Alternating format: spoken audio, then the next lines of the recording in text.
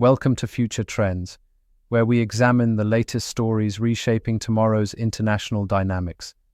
This week's headlines: Taiwan opposition elects leader who wants peace with China. IMF warns global markets at risk of disorderly correction. Bolivia's new pro-business leader wants to renew U.S. ties. Madagascar colonel takes power following protests, and life-changing eye implant helps blind patients read again. Starting with politics, Madagascar colonel takes power following protests.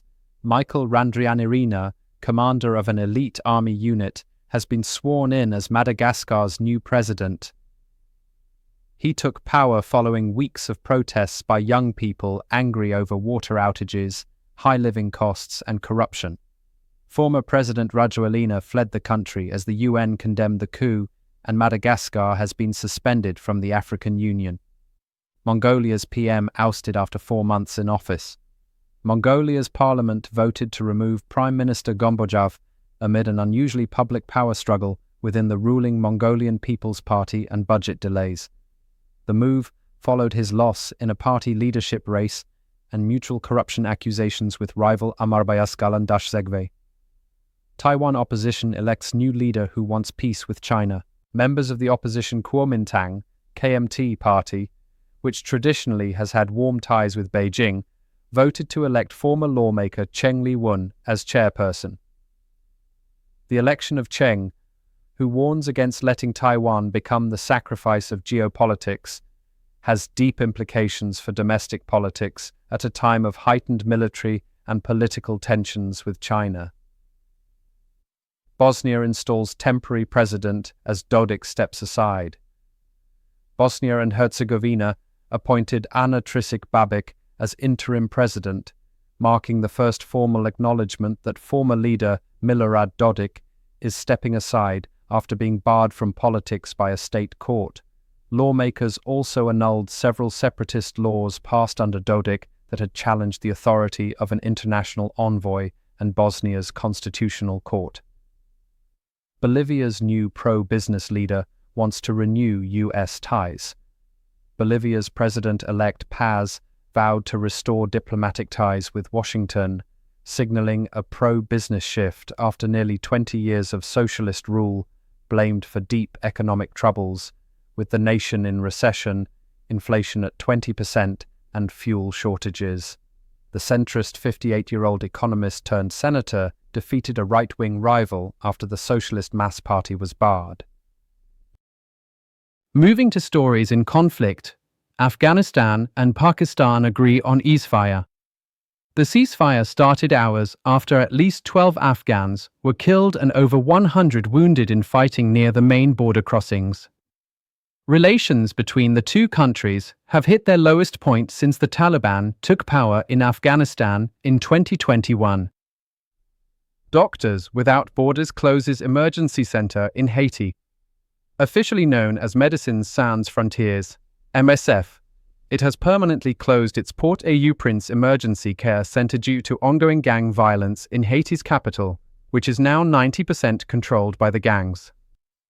The center had treated over 100,000 patients since 2021, but now more than 60% of the capital's health facilities are closed. State of emergency in Peru amid violent protests. It followed weeks of youth-led protests over corruption, crime, and low wages.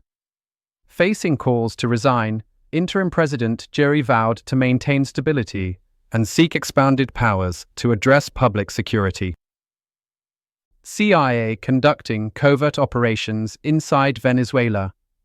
U.S. President Trump confirmed he has authorized the CIA to conduct covert operations inside Venezuela, adding he is weighing carrying out land operations on the country.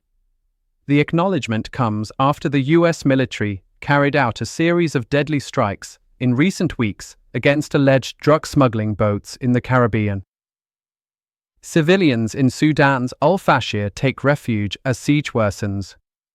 Residents of the conflict and famine-affected city have been taking refuge in underground bunkers to try to protect themselves from drones and shells after intensifying attacks on displacement shelters, clinics and mosques. Al-Fashir is the Sudanese army's last holdout in the western region of Darfur, as it battles the paramilitary Rapid Support Forces (RSF) in a 2.5-year civil war. The UN warned that the nationwide cholera outbreak in Sudan is worsening as fighting continues, with 120,496 cases and 3,368 deaths nationwide. The WHO warned that at 2.8%, the fatality rate is nearly 3 times the emergency threshold. Now for the latest in economics. IMF warns global markets face rising risks of a disorderly correction. Investors are underestimating threats from trade wars, fiscal deficits, and overvalued assets. In its latest Global Financial Stability Report, the International Monetary Fund said equity and credit prices are well above fundamentals, driven by artificial intelligence-fueled stock concentration, while widening fiscal gaps could strain bond markets. India signals plan to expand US energy purchases. India announced it aims to expand crude oil and natural gas imports from the US. Amid reports it is also cutting Russian oil imports as it diversifies energy supplies amid pressure from President Trump. EU to phase out Russian gas imports. The European Union will phase out all Russian gas imports by the end of next year, the bloc's energy ministers agreed. Although diplomats said that Hungary and Slovakia, which are diplomatically closer to the Kremlin and still import Russian gas via pipeline, both opposed the move, the plan is part of a broader EU strategy to wean the bloc off Russian energy supplies. Greece passes labour law allowing 13-hour workdays in some cases. The government says the reform modernises labour rules and is voluntary, limited to 37 days a year, and compliant with EU regulations. Critics, including unions and opposition parties, call it a rollback of workers' rights, warning it will worsen overwork and low pay. Nestlé to cut 16,000 jobs. The Swiss-headquartered multinational said the cuts would include 12,000 white-collar professionals and 4,000 in its manufacturing and supply chain, close to 6% of Nestlé's global workforce. The company owns consumer goods brands, including Häagen-Dazs ice cream, Nespresso coffee capsules, and Purina cat food, is under pressure to increase growth and reduce debt. Now for news in development. Fall in China, exports of rare earth magnets raise supply chain fears. The 6.1% fall in September reignited concerns the world's top supplier could assert its dominance over a component key for US defense firms and makers of items from cars to smartphones as leverage in trade talks. In April and May, Beijing squeezed global automakers with export curbs on a range of rare earths items and related magnets, while negotiators faced off over triple-digit US tariffs on goods from the world's second-largest economy. Meanwhile, the US and Australia signed a rare earths agreement to counter China, which currently controls about 70% of rare earths mining and 90% of the processing of the materials.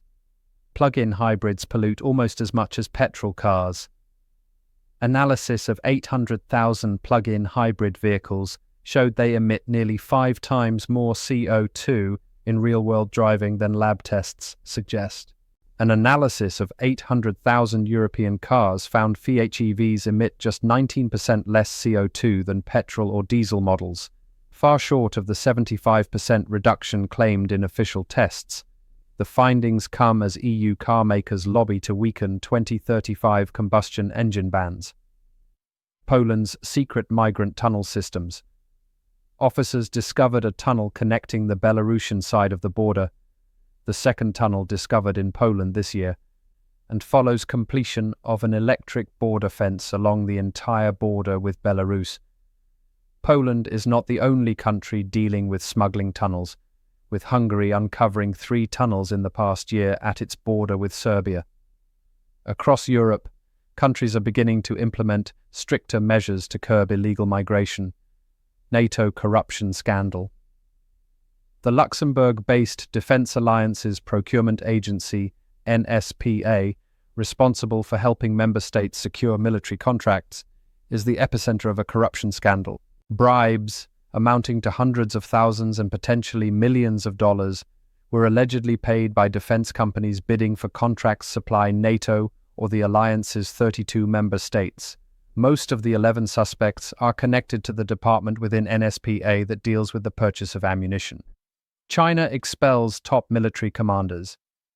2 of China's highest-ranking officers and 7 other senior military officials have been expelled from the ruling Communist Party and the military on suspicion of serious misconduct linked to corruption, according to the country's defense ministry. He Weidong, China's second-highest-ranking general, and Navy Admiral Miao Hua, the Chinese military's former top political officer, are the latest senior military officials to be targeted in a campaign against corruption in the People's Liberation Army. Finally, our social news. Data from Queensland forests found that extreme temperatures have caused more tree deaths than growths. As a result, Australia's tropical rainforests have become the first in the world to release more carbon than they absorb, in a trend linked to climate change. Rainforests are usually regarded as carbon sinks, as they absorb more emissions than they emit with new trees, offsetting the carbon released by dead ones. Life-changing eye implant helps blind patients read again. A surgeon who inserted the microchips at the back of the eye in 5 patients at a London hospital says the results of the international trial are astounding. The technology offers hope to people with an advanced form of dry age-related macular degeneration, AMD, called geographic atrophy, GA, which affects 5 million people worldwide. Olympic Committee regrets Indonesian ban of Israeli athletes. The IOC says sport must remain a safe space after it found no resolution to allow Israel's athletes to take part in the World Artistic Gymnastics Championships. Indonesia said it would not grant visas to the Israel team for the event in Jakarta because of the country's military offensive in Gaza. The Israeli Gymnastics Federation said the decision set a dangerous precedent after its request for urgent provisional measures to guarantee Israeli participation or to move or cancel the event was rejected by the Court of Arbitration for Sport. Seed Bank preserving the world's plant diversity.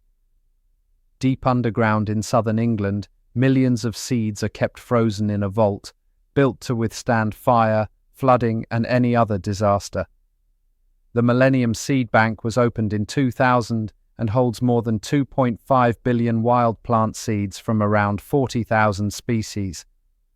The seeds are stored in sealed glass jars and foil packets and are preserved in temperatures of -20 degrees Celsius to guard against extinction. Researchers describe it as one of the most biodiverse places on Earth, a secure archive of the world's flora intended to protect its contents for centuries. That's your Future Trends update for this week. Thank you for watching, and we'll see you next time with more stories reshaping our world.